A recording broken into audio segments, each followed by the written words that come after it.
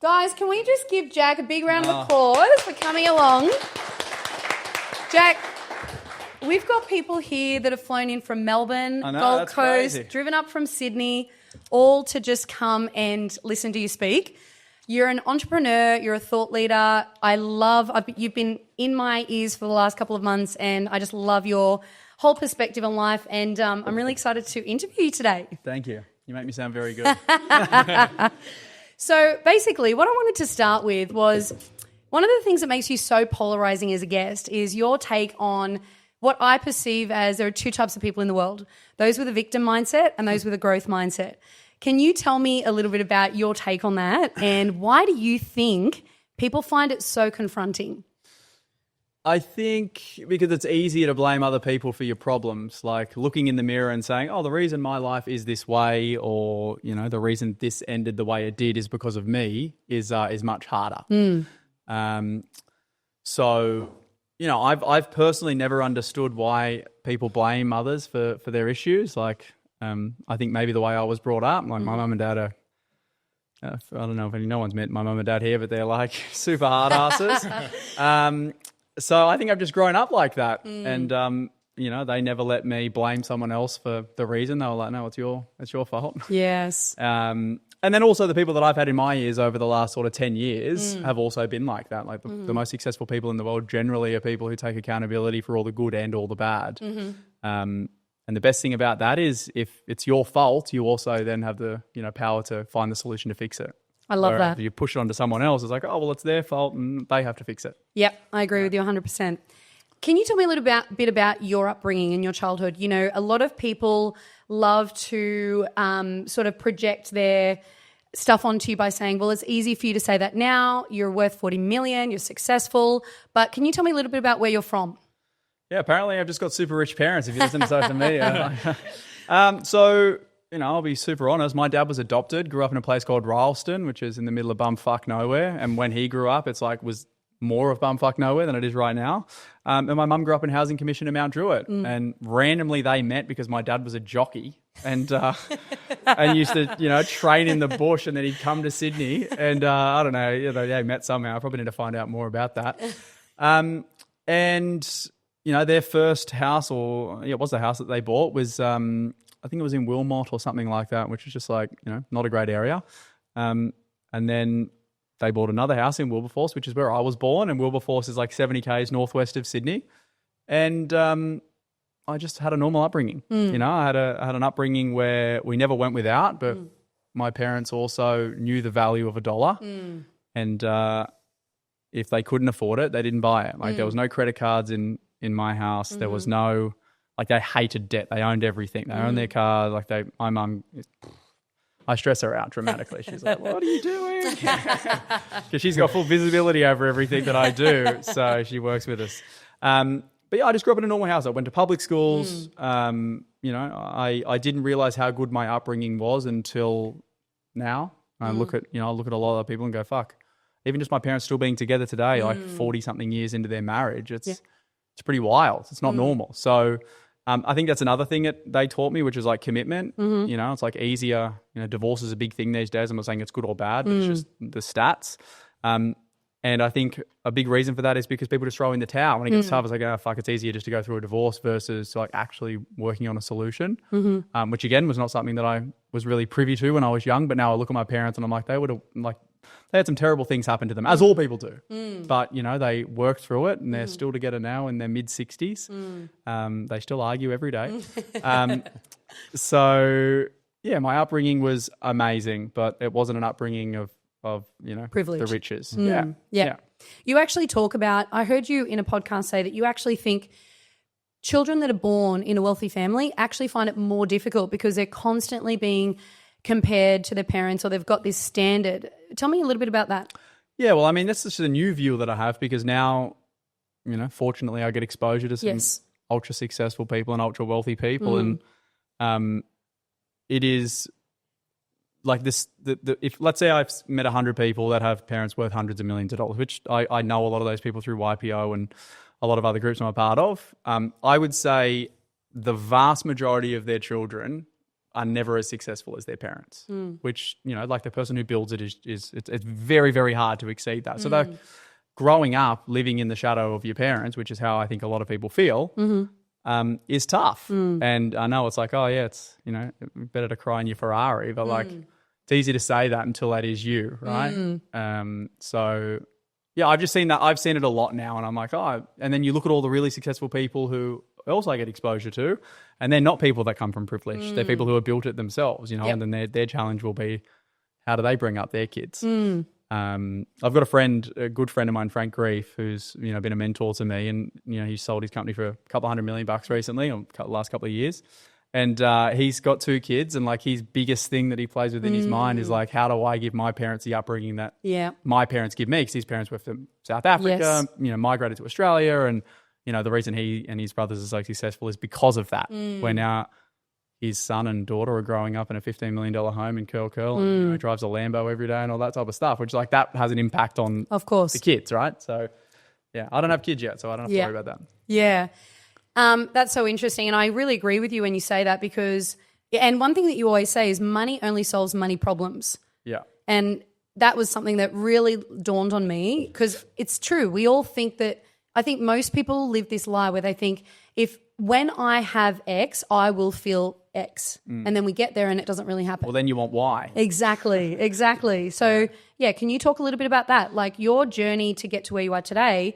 You know, you were expelled from school at the age of 15 or 16. Yeah, 2 schools. You worked in the mines. You saved, I think, $1,000 a week. You put all of your, you know, income away. Like you've worked really hard. You've read lots of books, worked with lots of mentors. You know, you've really put the hard yards in. I've worked hard, but I haven't worked as hard as my parents worked. Like I think my parents worked way harder to get from where they were to where they are, as opposed to how I've worked from where I was brought up to where I am right now. Like coming from literally zero, you know, having zero fallback plan. Like for context, when my parents' parents died, it cost them money. There was no inheritance. You know, it cost them money to bury. They had to pay them. Yeah, that's right. So, you know, I worked hard, right? I still work hard. I do all the stuff that you do, but everyone works hard. Everyone gets up and goes to, most people get up and go to work every day. So there's nothing that's super revolutionary about that. I just spend my time on things that are really high leverage. You know, doing something like this, for example, like this will get clipped up and this will get seen by hundreds of thousands or millions of people. It depends how controversial I am. Yeah. So what motivated you to chase the bigger money, Jack? Like, because most people just think I'm happy to just get by and do well, but you had a bigger vision. Where did that come from? I enjoy the challenge of things. So, you know, like you get to a certain point when you make enough money when you don't have to worry about putting fuel in your car and buying your groceries and paying rent or your mortgage or whatever. Like it's from what I've found, it's like, it doesn't really change all that much, right? Like you get a new car, you go on the holidays, like it's the same shit, you know, as long as you can pay for that fundamental stuff. So it's not really the money, which I know is cliche to say. But I really, really enjoy the challenge. So like, you know, there's been different stages in my life where I've hit plateaus, whether it be through my property investing, whether it's been through the business growth, whether it's been a madman with running. And I enjoy like that next challenge, you know, and then you generally fail a few times before it's like a video game, right? You like fail that level when you get to a high level. And then when you pass that level, like that's the enjoyment for me. And I've got a bit of an ego and I enjoy proving people wrong too. So. I love that. Well, what you're really talking about there, and I really believe this, like most people on this planet, we crave self-actualization. Like we want to know, we don't want the hard times, but getting through the hard times and looking back and knowing how capable we were, knowing that we made it through, that's what we crave. Yeah. And you talk a lot about that. You talk a lot about not really craving a wealthy lifestyle, but running a really skillful business and being a thought leader that, you know, is generating change. And I've literally been looking up your content for months. You do so much for free. You give so much content away for free in education. Can you, I mean, you know. Yeah, I mean, like there's a selfish part of that and there's like helping the other, you know, there's two sides of it. Giving content away for free is good for me and good for my business. Like that's the reality. 100%. And there's another part to it, which is like the more that I give away and the more people learn, the better things they say about Jack Henderson. Just one thing you said before around like money, not fixing money problems. And then there was something you just said then, I can't put a finger on it. But for context, 2 years ago, and I'm saying this for a sob story, it's just for context. I'm thinking my partner got diagnosed with breast cancer. Yep. And I can assure you when something like that happens, and I'm assuming there's people in the crowd where that happens, like I literally would have given everything. Yeah. like, fuck, I'll just start again. Yeah. Because it doesn't fix those things, Yeah. right? It's like Yeah. it fixes all this flashy shit, but it doesn't fix real problems. And yeah, you can get better medical attention, but like in Australia, the best medical attention's free. So when things like that happen, it makes you realize like, fucking, it means nothing. Money means nothing. Yeah, I mean what was it? You asked a question just before around, I forget what it was now. What was it? Self-actualization. Oh, self-actualization. Yeah. That's the thing about accountability as well. Yeah. You know, like when you're accountable to your own actions. Yes. When you do something wrong, you are then the solution to fix that thing. And when you 100%. fix that I thing, agree. you're like, oh, I've become more self-aware. I'm a better person now. Like that's a good thing. Whereas if you're always in that blame mentality, there's always a new thing to blame. Yeah. There's always, new issues. And like if you want to find bad, go on your phone and you'll find bad. But on the flip side of that, if you want to find good, go on your phone and you'll find lots and lots of good. 100%. Well, you know, I've heard you say this before and agree. Like you can take someone could make any sort of statement and you can go out and find both that to be true and the opposite. And, you know, I personally really resonate with that mindset, like encouraging people to adopt a growth mindset, because I get really confused with all these thought leaders out there that keep perpetuating this victim mentality. The more you keep putting people in that category, in that box, the more they stay there. I mean, everyone has a vested interest, right? Like whenever I hear someone talk about something or they're pushing a certain narrative, just like I push a certain narrative, you have to like look beyond that and like, what is the reason they're pushing this narrative? Like everyone has a reason. They're not just doing it for nothing. But at the end of the day, we're all going to die one day, and I'd much rather not die a depressed, miserable prick. I'd much rather die very happy, and you know, that's the truth, right? Like one day we're going to die. Like now, I mean, hopefully there's Elon Musk saves us with like one of his chips or something. But like, unlikely, right? So like we're going to die, and it's like if that's the reality for everyone, and no one knows when that's going to happen. It could be tomorrow. It, hopefully, is in 60 years' time. But you know, I want to make sure that I don't get to the end of my life and go, oh fuck. Yeah, wished I'd done more. I've seen a video of yours actually where you talk about risk and what motivates you around risk, and it's pretty much the possibility of death or the inevitability of death that makes you go, well, I may as well have a good crack. Yeah, how people define risk and look at risk blows my mind. It's like we're in a zero-sum game. We're gonna die. The fuck's more risky than that? It's like go and try shit, you know, like. Yeah. And a lot of people don't live that good a life. So it's like, even if it doesn't work out, you're going to go back to where you were already. So what's the worst case scenario? Yeah. With everything, you know, like people are just, I don't know.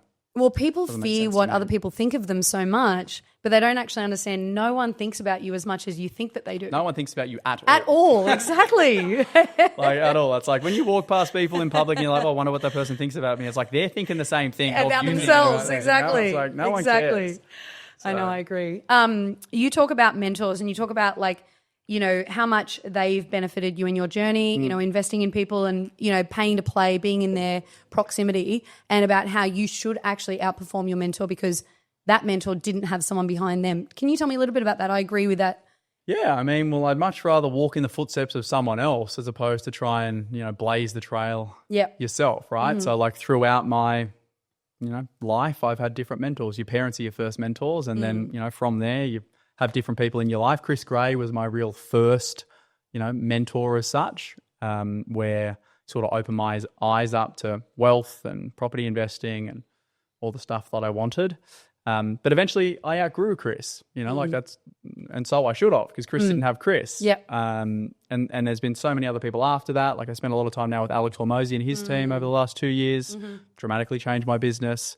Gary Vaynerchuk's been a massive digital mentor to me. He wouldn't even know I exist, but I know everything he says and have done for the last 10 years. But I think that the thing that people get wrong with mentors is like, a mentor's only as good as your implementation. Like I can tell you, this is what you need to do for the next 5 years.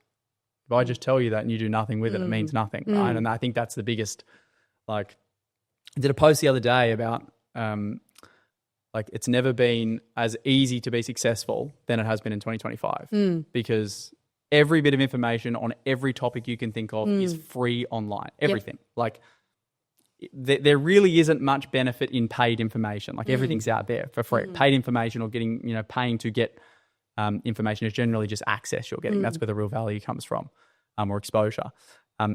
But the issue is it's also never been as easy to be distracted, right? So like you can scroll and watch a bit of content or watch a YouTube video, and then 3 seconds later there's some other shit, right? Like something's happening in the world that takes your focus.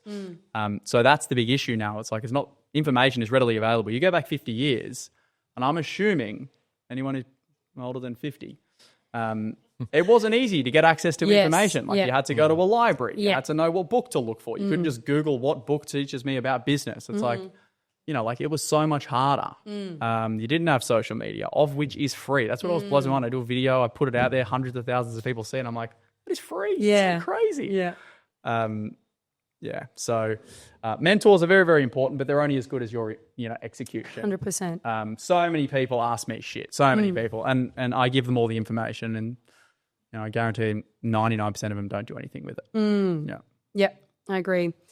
Did you want to ask anything, Sam? I just heard a story about you getting a personal loan out to go on a yacht party. Can you tell us? I love that. It was to buy a share in a boat. Yeah. So when I was, I would have been like 20-ish, I think. This is my first mentor, Chris Gray. So essentially I found him on YouTube, would watch all of his shit. Then I started to come to events like this where Chris was the guy talking. And then I bought a lunch that he auctioned off for charity. It was $1,500, and I went and had lunch with him. And I was like, how do I keep staying close to this guy to get, all the information? And then because I added him on Facebook and all that stuff, as you do. And then I saw they did a Facebook post where there was 8 of them that owned a Chris Craft 32, which is a boat. And they were selling one of the shares in it. And I was like, fuck, this is my in. This is my in. And I didn't have the money at the time. So I put in some cash, and then I went to the ANZ and got a personal loan to buy the share in the boat. And 2 weeks later, there I was on the boat with Chris, and I was like, yes. So good. I'm not saying get a personal on the boat, but it worked for me. Yeah. And the funny thing was, it was like a $20,000 personal loan, a $30,000 personal loan, and I actually forgot I had it.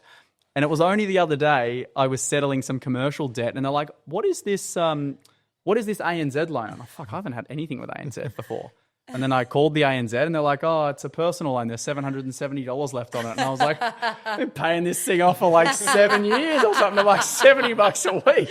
I was like, wow. It was coming out of some account that I had no idea about. So anyway. Yeah, I agree. I love that story. And I agree with you. Like, in my experience, like getting in the room with people and getting the opportunity to meet people that you can just take one thing away from is so valuable. Sorry. Yeah, I was just going to say, like, I think exposure is the most important thing. Like seeing, touching and feeling, the environment that you're in and being around people that have what you want makes it feel much more real than watching some shit online, right? Yeah. So I was like, if I can get on a boat with this guy, all of a sudden I'm on an equal playing field, right? Because now I own a boat with them, regardless if they were 100 times richer than what I was. It was like, I'm on an equal playing field. And that was my mindset. So that's why I did it. Yeah. And, lo and behold, it did work. So yeah, I love that. It was good. Don't go buy a boat. It's a bad idea. It is a good There's been lots of shit like that I've done though. Like I've paid a lot of money to get exposure to people, and you never have a guarantee of what's going to come off it, but like 99% of the time something good comes from it. Yeah. And that's why I continue now to spend more and more and more money to get exposure to people and different environments, because it is good. You are you currently working with Tony Robbins in his mastermind, or in Platinum? What's that like? Yeah. I don't know. They're all good and bad. I suppose it's good. The thing with the Platinum group is there's a lot of people that need help that are there. Yep. So like most of the stuff I've been a part of have been business related. A lot of Tony Robbins stuff. Some people are there are super wealthy and business related, and some people are there don't have any money to be there, and they're like, they're big borrow and steal. So it's a little bit different to what I thought, but I'll get a lot of personal growth out of the Tony Robbins stuff. And my thought process with that is like, he's in his 60s, maybe 70, and I'm like, he's not going to be doing this forever. Oh my God. So, and there isn't another really person like him. So that's why I joined that. Yeah. I'm in YPO now, which is like the biggest business group in the world. It's really high qualification to get into it. So I feel like a very small fish in a very big pond in that group, which is great. Alex Hormozy stuff, same thing, incredible. But like you get to a point with all of these things where you can only learn so much, right? And then it comes to the point of diminishing returns. And then you have to look for that next thing. Yep. So the last time I went to Hormozy, which was in July or August, we didn't really get a huge amount out of it. We got something out of it, but we didn't get a huge amount out of it. So like we're probably at that point now where we've learnt a lot of stuff. They're way better than what I am, but like you can only learn so much stuff. And then again, it's about the implementation of what you've learned. Who is your go-to for learning about with property when it comes to property and that topic? That's a good question. There's lots of different people now. Once you learn the fundamentals of most things, it's all those little 1%ers that everyone does differently, right? So you start to get opinions off lots of different people. I mean, like Rob Gray from Grayer, I catch up with him quite a bit when I'm in Brisbane. You know, they've got incredible business, very different from our business, but you learn a lot.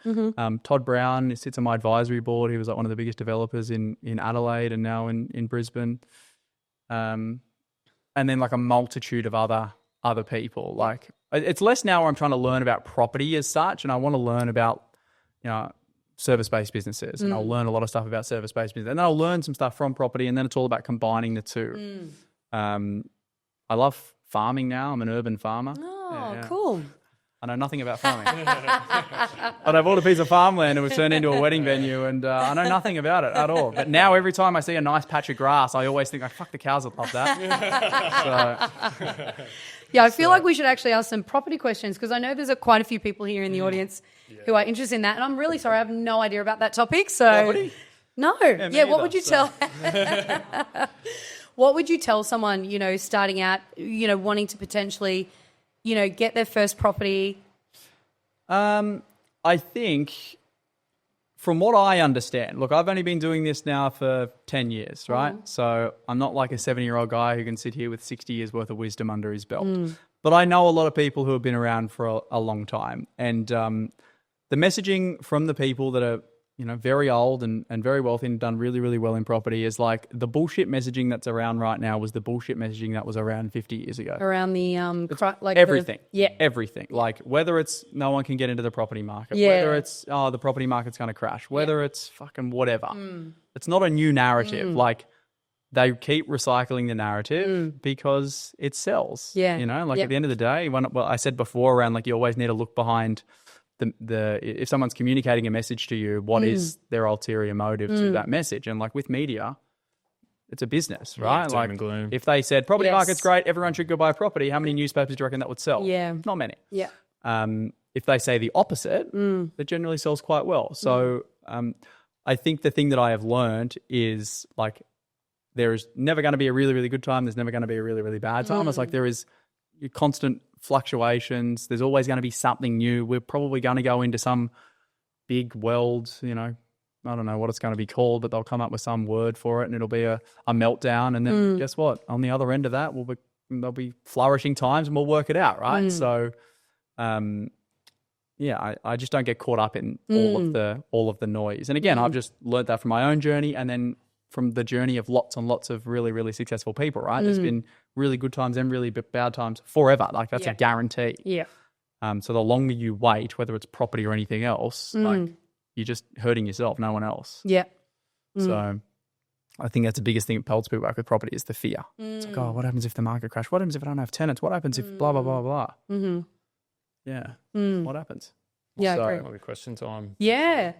Are we going to break Ask into away. questions or go straight into it? Yeah.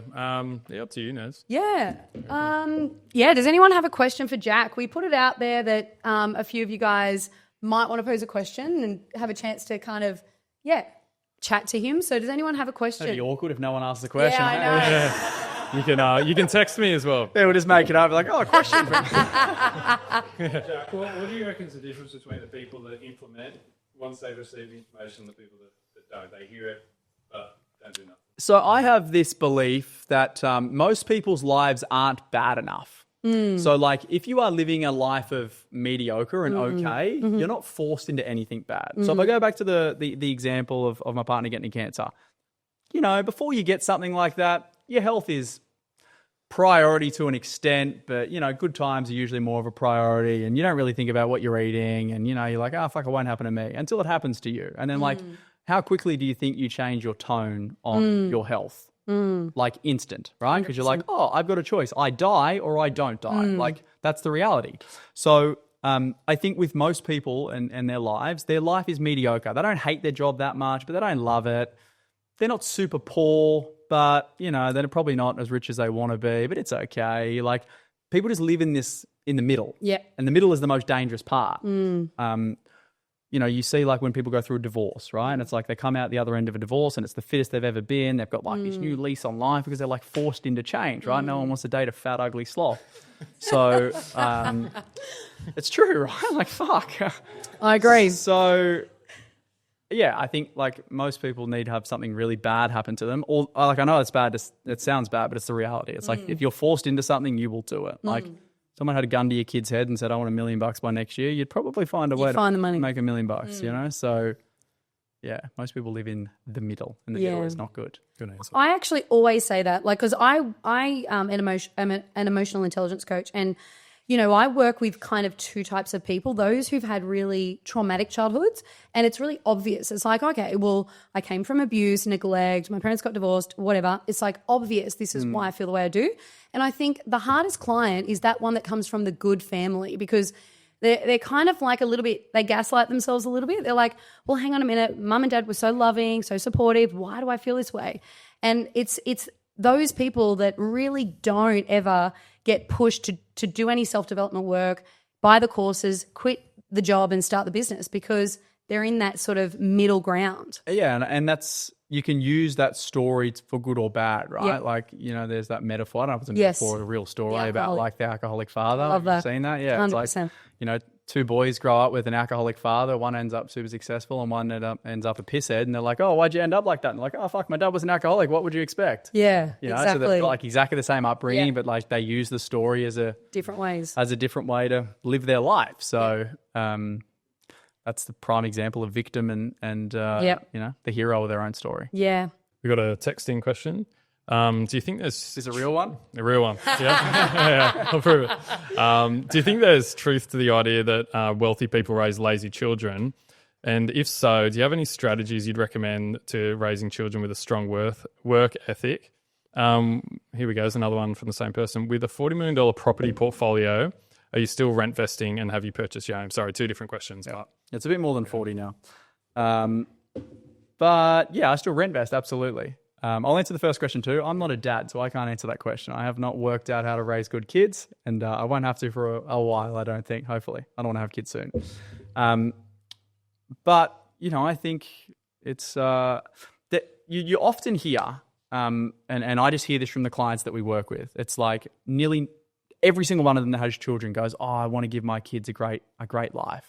I want to give the kids everything I didn't have growing up. But what they don't realize is the reason they are the way they are is because they didn't have that stuff growing up. Exactly. So it's like if you give your kids the stuff that you didn't have, it may make you feel good because you're like, look at me, I'm a great parent. Yeah. But it's not good for the kid. Yeah. So, there's people that have obviously done that really well, and I can't comment on that because I haven't done it. But generally I see that as like a common theme. It's like they didn't have this, that's what made them who they are. They want their kids to have what they didn't have, and then, that's where the issue lies. Like, I'm assuming most people know James Packer, yeah? Yeah. Did anyone watch the Sunday night interview? Yes. That was so sad. It's so sad. Fuck me. Yep. Like, the guy's got everything a normal person would want, right? But full of... It's like, money don't fix that Self, shit. You know? Like, yep. He's like, if you haven't watched it, you should watch it. It's fucking... It made me like... I was like, fuck, poor guy. Anyway, and then the other question was around rent vesting. Yeah, so I'm like a massive, massive advocate for rent vesting. And it's not because I can't afford to buy my own home. I could buy any house that I wanted to an extent. The thing that I find silly about owning your own home, especially as you start to move up into like the bigger price brackets, unless you are paying cash for it, is that it ties up a huge amount of working capital that could be put to much better use. You have a huge owner-occupier mortgage that has interest that is non-deductible. So, let's say you've got a $3 million mortgage, which, if you're in Merriweather, it doesn't get you a great deal in Newcastle. That would cost you roughly 180 grand a year in interest. That means you've got to pay yourself or be paid $350,000, $400,000 a year to pay the ATO. They're $150,000, $200,000, and then you pay your mortgage with the rest. But everyone's obsessed with it because they're like, oh yeah, but I get capital gains tax-free growth. And it's like, yeah, after you've paid millions of dollars of income tax to be able to get it. So I'm not, and you can actually rent the houses significantly cheaper than what it costs the owner of that property to own. So like, you know, I live in Bronte, and the joint that I just moved out of it, I moved into another place, but the joint I lived in was probably worth $15 million. It was costing me $3,800 a week to rent, which is not a small amount of money.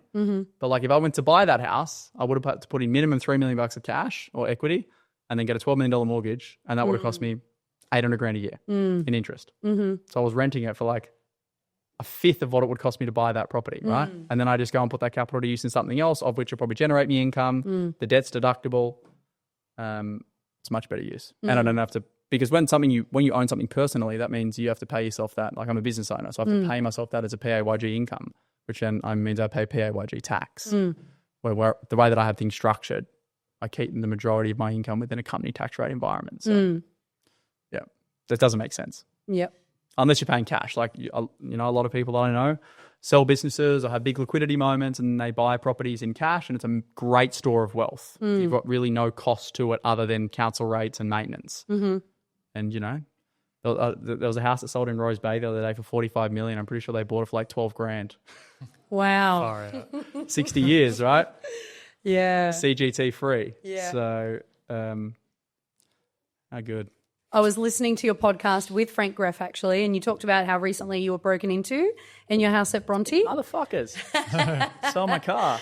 Yeah, right. They actually stole it. It was like the craziest shit ever. I like got up to go for a run. I get up at 4 a.m. every morning. So it was probably like 10 past 4. I had no idea this happened either. So I'm upstairs getting dressed.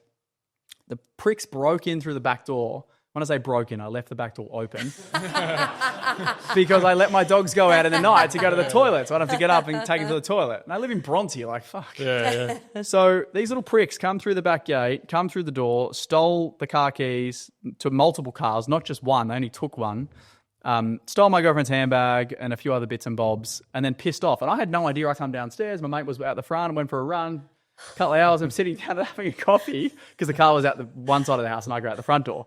And Emma calls me. She's like, hey, have you got the car? I'm like, no, I haven't got the car. I'm down at the cafe. She's like, well, the car's not here. I'm like, bullshit, the car's there. She's like, the car's not here. I'm like, you fucking kidding me? Yeah. And then we find out that my mate was standing out the front. They drove the car around, drove straight past him, and he had no idea. I'm Also, like, thanks, bro.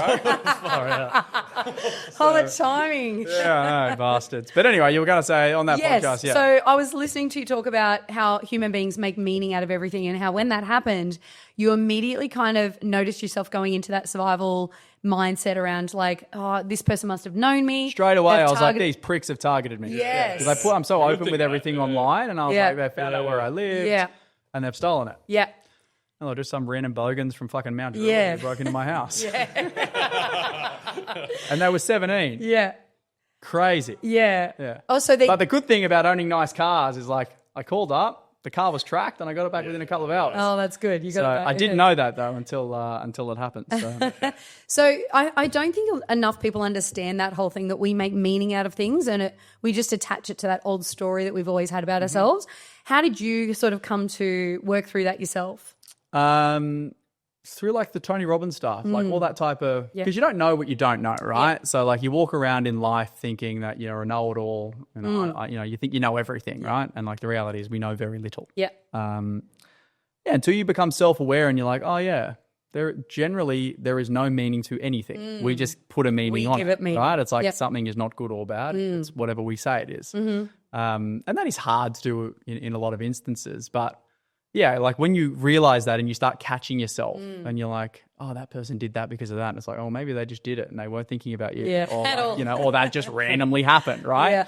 Yeah. And this like ties into all the conspiracy theory shit out there. I don't get caught up in it, but it's like we try and give meaning to everything. Like maybe there's just some crazy motherfuckers in the world that just do crazy shit, right? Like it just is what it is. It's not like the government's trying to like, you know what I mean? It's like, fuck. So... Yeah, I very rarely give meaning to anything. Yeah. I'm just like, it is what it is. Yeah. Shit happens. There is lots of good things. There is lots of bad things. And, I'm only in control of what I can control. My car was not insured when it got stolen. So I was very, very... You know why it wasn't insured? Because I was like, if I crash the car, I'll just pay to get it fixed. Like, insurance is a scam. And then my car got stolen. I'm like, insurance is not a scam. So I love that. Yeah. Speaking of that, you mentioned on that Four Corners interview that you don't vote. SBS. Four Corners was the bad one. The SBS was the good one. Yes. Yeah, so you don't vote. No. And look, it's not because... I went to an event the other day with Goldman Sachs. What's the guy's name? He's the ex-treasurer of Australia. Frydenberg. Josh Frydenberg. He's now the president of Goldman Sachs. So I'm sitting there in a very small group and he's talking about geopolitics and like fucking Russia and China and the US. And I'm like, I have zero idea about what's happening in the world and politics. I'm like, if I have no idea, the fact that, and this is my belief, it may not be true for everyone, but I'm like, I'm voting for two punters that I know nothing about. I know nothing about their policies, nor do I give a fuck. So I'm like, I'd rather just not go line up and get a free sausage sizzle and just like go about my life. And it's not even free, by the way. Isn't it? I got the fine the other day. It's $20. 20? So if they're trying to like incentivize people to vote, that's not going to work. It's not worth your time. Yes, and when I hear people talk about things that they actually know, like they know what's going on in the world, they're like, they've got the inside scoop and like that's their world. Like, my vote means nothing. Like, I don't know if Albanese or what's the other guy's name? I don't even know. It's a woman at the moment. Yeah, there you go. Like, I don't even, like, what are they about? Liberal leader? Oh, I've got no idea. Yeah, I don't vote either. Dutton. Yeah. Like, I've got no idea. Yeah, it was Dutton, yeah. I got no idea. And I know that's not for everyone and that's totally fine, but like, I'm not a political guy. Yeah. So, I have no interest. It blew up after that. Yeah.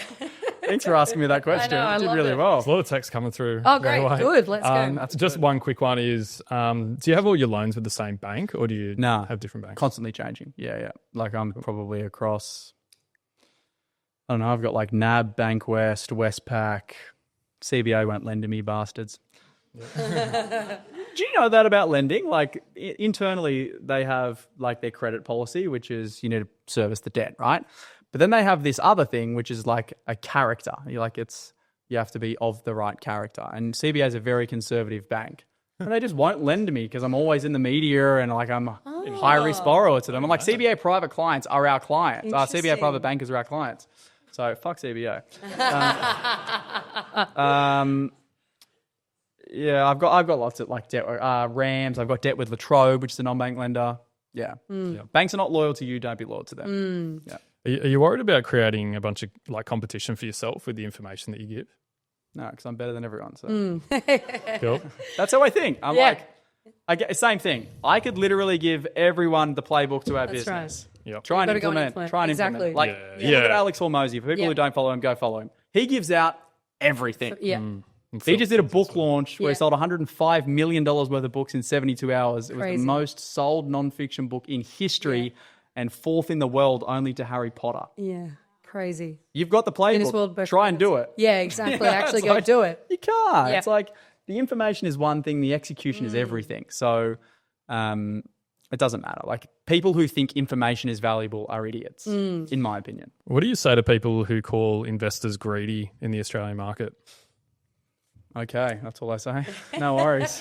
Oh, can I ask you a question? Does that think that theme's going around? Oh yeah, I've got new hats coming. One of them says greedy landlord. Greedy landlord. I heard your interview with Charlie Goldsmith, and he asked you, "Do you ever feel bad when you're buying a property? Do you ever think about the fact that you're pricing out a first home buyer?"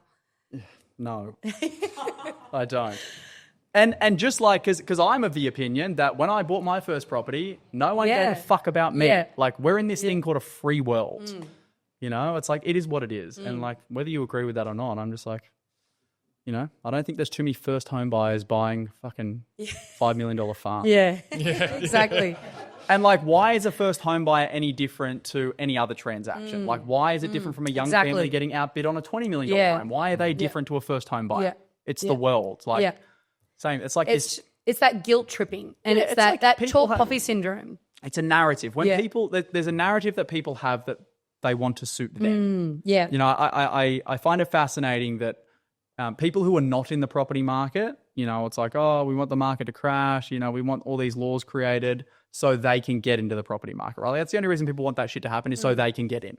Until they're in. And then do you reckon they want those rules anymore and all those regulations? Of course not, because they're in the market and then it disadvantages them. Yeah.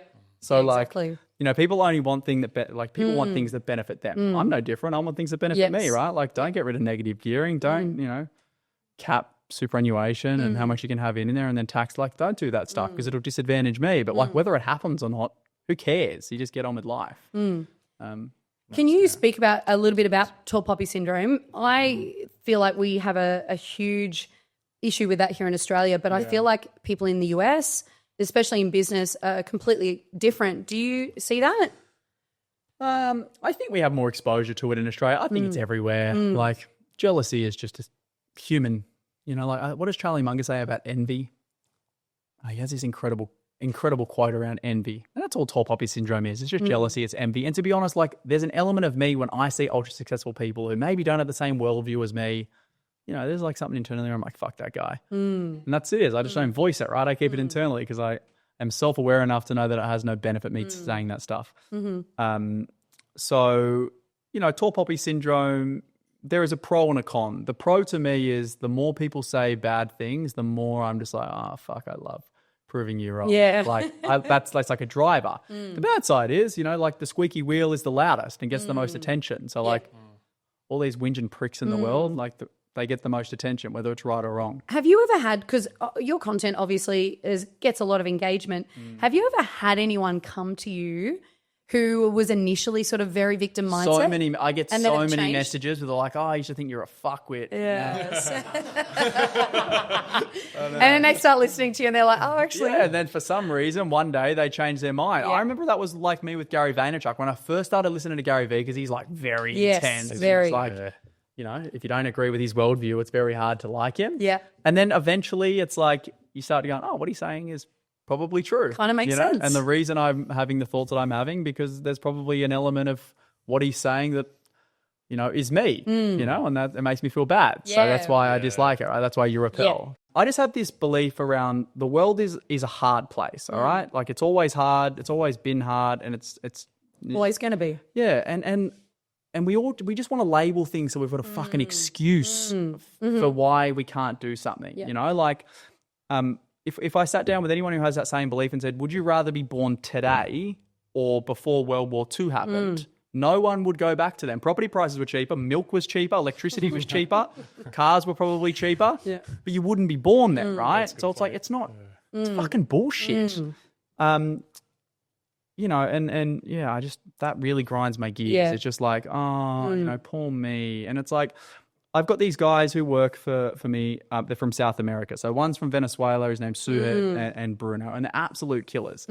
They grew up in a place where, like, that is real. The cost of living is real. Like, I mean, I don't Real know a hardship. great deal about like South America, but from what they've told me, like, and it aggravates them because, like, Yes, of course. They've got family that are Yeah. genuinely living in poverty. Like they don't have electricity, they don't have fucking running water every day. They line up to get food. They beg to be you. You know what I mean? And it's like it's obviously contextual because Australia is not that place, and we live in an incredible country. But like, people just have their heads bashed up their own ass, and it's like just it is what it is. Go and live your life. Yeah, I Is that agree. controversial enough? I agree with you. Like, But it's the truth. That's how I yeah. genuinely think. And I can assure you, if I went bankrupt tomorrow, no one's going to feel sorry for Jack. You know, like no one's going to feel sorry for me. And I was going to go, oh, you need a handout, mate. Like I would just get on with my life and I would not ask for a handout. And that's how I think most people should live. Unless like you're properly disadvantaged. You know, like I genuinely feel sorry for people who are disabled. I genuinely, like people who don't have that choice. They're born with something and that's their life. Like they're the people that need help. The people who have a full choice of life don't need help. I agree. Love that. Yeah, Got any other Yeah, questions? got lots of questions. You going all right? No, I'm here all day. I got All right. What are some bad investments you've made? bad investments that I've made. Fortunately, I've never lost money on an investment, only because I've never sold never sold anything. I've sold one and we made money. So what's a bad investment? I can tell you about an investment that I was going to make and I didn't make, and I'm very happy I didn't make it. So when I was younger, I was getting caught up in this crypto craze, right? I know zero about crypto, nor do I want to know anything about it. But I was getting caught up in it. I was seeing all this shit online, and I'm talking when I was like 20, 21 years old. So I'm like, all right, I'm going to put money in, put 10 grand in. By Thursday, it's worth 30 grand, cash out, awesome Christmas. And then I couldn't work out how the fuck to set up a Coinbase account. Okay, like I just could not work it out. And I was going to invest in some speculative coin I had no idea about.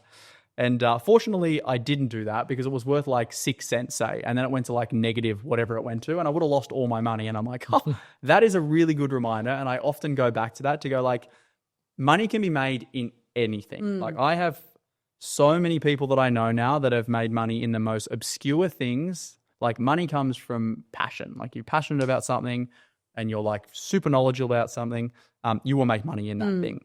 And it's a good reminder to go like, I know property.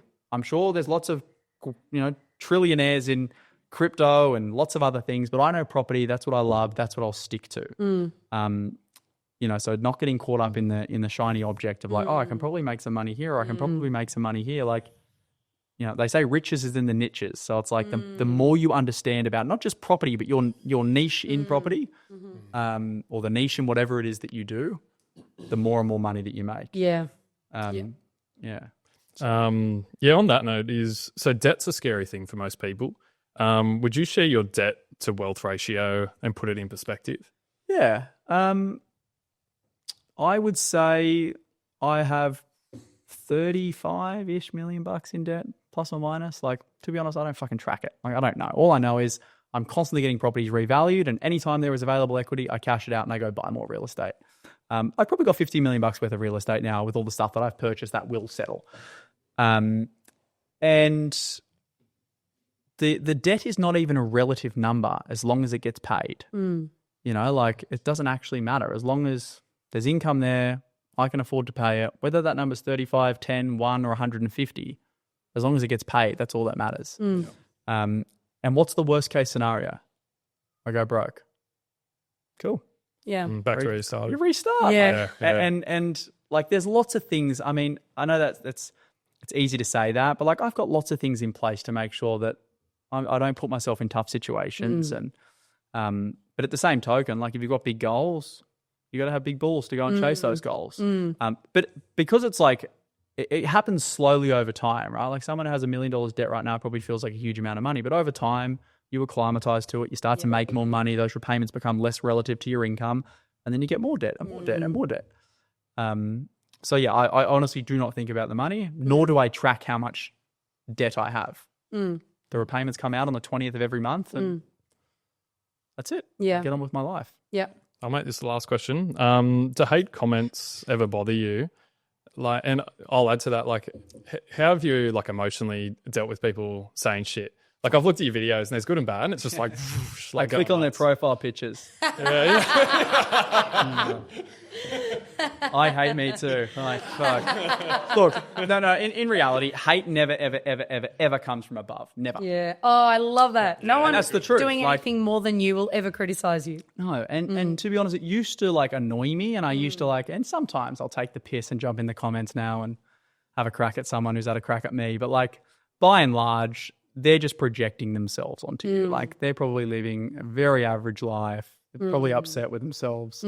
Yeah, they're just projecting. Yeah, and they just project it onto you. Like to be honest, when like things like Charlie Kirk happen, for example, like, I don't care what anyone's belief is. I don't have a belief on it either. But like when that shit happens, I did think to myself, I'm like, that's an extreme example, but you've only got to have some fucking lunatic. See you in public, or you're like that stuff is real. The more people that know who you are, the crazier the world gets. So that does cross my mind. I'm like, do I really need to put all this stuff out? So like I'm starting to do less and less personal stuff now, and just more like property related stuff. Yeah, like, I don't really share anything that I do in my own life. Like no one really knows where I go, and because there is some fucking lunatics out there, right? That totally. Don't really have a great deal to live for, and I think that will start to happen more and more and more. Yeah, especially as the world gets a little more and more polarized. pretty crazy. Yeah, so I don't let the hate comments bother me whatsoever, nor do I see most of them now. Like, I'm not in control of my own Instagram. Yeah. Like, I post, but like, if anyone gets messages, they're not from me. I'm sorry to tell you. Like, it's Damn it, I thought you were actually the one DMing me. yeah. So I actually don't now see any of the messages and stuff like that. And that's just because I've got so many followers now. Yeah. And like, you know, obviously I use my Instagram as a lead generation tool too. So like when people are getting like, hey, thanks for the follow, that's not me saying that. Yeah. So, and then the comments on the socials, like, fuck, you've only got to go. When I like, so if a bit of organic content does well, I'll usually run that then as a paid ad. So those SBS things, I've been running them as ads now. Yeah, for, great. like a top of funnel ads for a long time now. And like, if you go to those comments, because They're the best. it just gets pushed, it gets pushed out to like people who have no idea who I am. Yeah. It's fucking wild. People's world, I don't understand how people get these world beliefs that they have, right? Yeah. Like they're obviously conditioned to that, but I'm like, Yeah. fucking, it would be upsetting to walk around in life thinking that. Yeah, totally. Well, it's, you know, it's people stuck in those lower levels of those emotions such as shame and judgment and inadequacy. Like it's just, whatever emotional state you're in, you'll resonate with, Yeah. you know? But like this, I mean, the good thing about social now is it's a reflection of you, you know, the way that the algorithms work now, you generally don't even see the stuff of the people you follow. Yeah. It just shows you more of the stuff that you've been looking at. Yeah. You're So if I in looked that at echo something, chamber. sometimes I look at weird shit, you know, to be like animals in fucking Africa getting eaten or something, and all of a sudden I scroll and it's like lions eating random shit. You know, but then on like the flip side of that, you look at like lots of positive stuff, and you know, like you know, I'll watch a David Goggins video, and the next 50 videos I see are like something relating to that. So like the good thing with social now is it's a reflection of you. Yes, yep. I once heard someone say social media is kind of like a neighborhood where you get to choose your neighbors. And I think that's so true. Like you get to cultivate your, like who you follow, what you engage with, and you get to choose. Like I know I'm a terrible one for doom scrolling, but the content I consume is all growth mindset, you know, how to get better at things in life. And then you've got these people that are just constantly focusing on that victim mentality and those reasons as to why they're not successful or why the world's so difficult. And it's sad because that just keeps them perpetuated in more of that being stuck. Yeah. Blows my mind. Yeah. I want to ask you one more question. How is your partner going health-wise? She's good. Great. She's crushing it. Yeah. Yeah, good. But I mean, like, you know, we're very lucky. She was very lucky. We got it early and she had chemo and operations and all radiation and all that jazz. But like I said, with the being forced into thinking about health now, like, you know, all the times that she would drink, no drinking now. Yeah. Like, you know, we hired a private chef. Fortunately, we were able to do that because of that exact reason. I'm like, when you're busy, you're running a business, you're running here, there, and everywhere. You just eat whatever you can. Sometimes course. good, most On of the the time road, bad. yeah. Where now every day I have fresh meals. I mean, it's cost me a lot of money, but like, how much is your life worth? Yeah. So yeah, we just take health more serious now. That's awesome. Has she had any sort of like epiphanies or any sort of like emotional, you know, what was that like for her emotionally? I think she's still going through it. Yeah. Like, you know, she probably doesn't share it with me, but I can imagine it'd be pretty scary getting told that type of information. Yeah. Because how old is she? Is she younger than you? No, older. She's 34 years older than me. How old am I? 29. She's 33. Yeah. So like, yeah, she's dealt with it, but like you get now she's busy with life, right? Yeah. You take that stuff that happens and you know, fortunately work through it. Yeah. And now life is a lot more enjoyable and a lot more exciting and you probably dwell less on small shit. Yeah. Gives you that perspective. For sure. So yeah, she's doing well and It's good. she's very busy with the wedding venue. Yeah, so, that's amazing. I didn't realize you owned that venue. Yeah. Yeah. Yeah. I've seen it on social media. It looks amazing. Yeah. It costs a lot more than the feasibility said it was going to Yeah. Well, should we wrap it up there? Yeah. Any other questions? Nothing? Any other questions? Last chance. How much you're working Yeah. the health check. Do you have an end game? Like, is there a point where you think I actually want to just take my foot off the pedal and enjoy the life that I've built and the health that we've built and Good question. for your children, you know, this life you're building? Yeah, it's a good question. So I enjoy my life so much. There's not one thing that I don't do or want to do that I don't do. So I think one of the misconceptions people have around like, you know, building wealth is that like one day you just stop everything and then you go live. But then anyone that I know who sold a business for lots of money lives what they think they're going to live. They live for 6 months. They travel. They go home. Everyone else is working, and they're like, "Oh, well, this is boring." And then they go back to work. It's like as humans, we find meaning in work. So, we have incredible holidays. We have flexibility. It's not like I have to be at the office at a certain time every day and leave at a certain time every day. Like we do what we want. So, my end game is to grow the biggest fucking business I can grow. So that's my end game. And maybe that'll change when I have kids. I'm not going to have kids for a long time yet. So, and that's something I've consciously had to win Emma over with. But, like when I want to become a parent, I want to be a good parent. I want to focus on my kids. And right now I'm like, have zero mental capacity. And I always ask my friends who have had kids, I'm like, oh, like, when did you know you were ready to have kids? Like, so I'm like, when I hold a baby, a friend's baby, I'm like, oh, that's good. It's like I have like zero want or like there's no fuzzies in there. I'm just like, fuck. Yeah. Yeah, it's something happens after the hormones. Does it? Yeah. Right, okay. So you got to have the child first, then it happens. That's exactly what happens, yeah. All right. Yeah, so the end game is just to I enjoy like the game and the challenge, and she does too. And something I've noticed actually is our relationship used to struggle when I was all in on my own business. And even though she was involved, it's still my thing.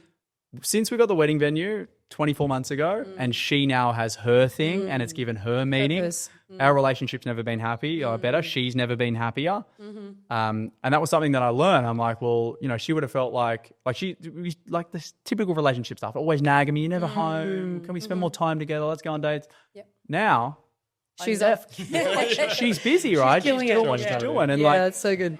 I've learned that, when both of you guys, well, both of us, have meaning, it's probably a better thing. So, she's like. Have you guys done any any sort of work together as a couple? Any sort of self-development? So she's involved in Tony Robbins. We're going to go do the relationship thing together. Oh, Destiny? No, it's like in the Platinum, there's like a relationship one. Awesome. We haven't done that yet. But she is in EO and YPO with me. There's a significant life partner part of those organizations. Yep. And for anyone who doesn't know, like they're business groups with the biggest businesses in the world is in YPO, all the billionaires in Australia in it. And essentially, the format of these groups is that you share the 5% of things with your forum that you would not share with anyone else. So it's a place where you go and you share all the good, bad, and the ugly, right? So we both have those outlets. Yep. And it also teaches you to communicate and be vulnerable and understand how to share your feelings, which I know as a man doesn't sound very, very manly, but it's very manly to be able to share that stuff. Yeah, So that's really helped because we've both become better communicators. Awesome. It's like when you do this thing, I feel because like when before I was like, "Fuck you," Yes.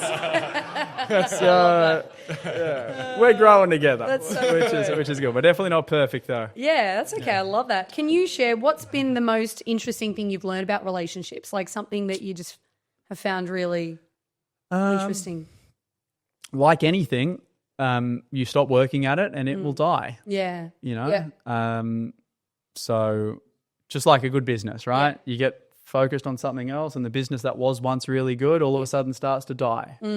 Your fitness, you stop working out, eating right, all of a sudden you become less fit. Yep. So relationships are no different. Like the more you work at it, the better it gets. You both have to be all in on that. Yep. And like, I don't know, things are going to be hard. We've been together now almost 10 years. Oh, wow. Wow.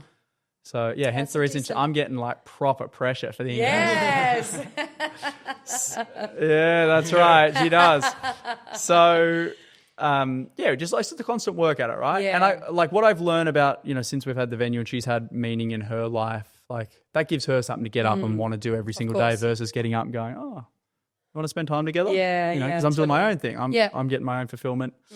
That's probably what I've learned. And I think when you're both, I've seen a lot of people who have got together when we got together. I got with them when I was 21, and like your lives go on these two different trajectories. One of the partners involved is someone who's all in on self-development, wants the best for themselves, blah, blah, blah, blah.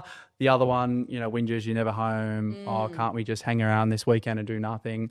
And like I have seen, I don't know how many people, like, you know, and over time they just, and then eventually they break apart. So I think it's really important. And Emma and I have maybe not done this on purpose. And she's probably been the one that's pushed more in this direction. Yeah.